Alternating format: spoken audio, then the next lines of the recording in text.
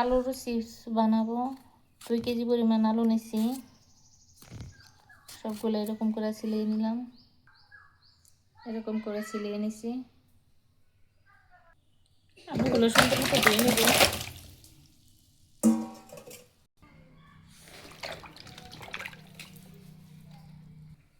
সুন্দর করে দিয়ে নিলাম।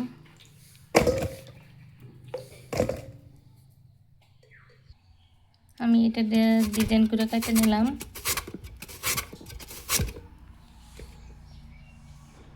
আপনারা চাইলে বটি দিয়েও কাটতে পারবেন। আলু কাটা শেষ হয়েছে।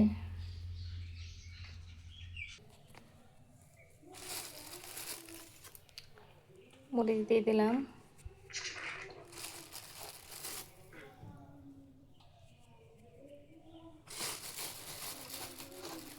একটু হলুদ দিয়ে দিলাম।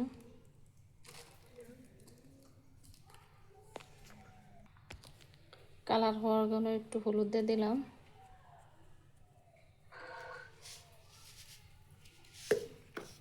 একটু লবণ দিয়ে দিলাম।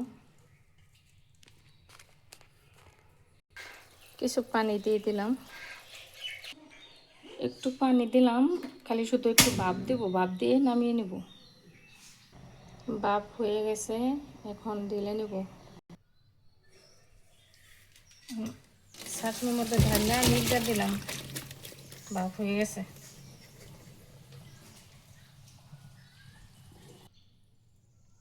উঠানে পাটির মধ্যে শুকে দিয়ে দিতেছি।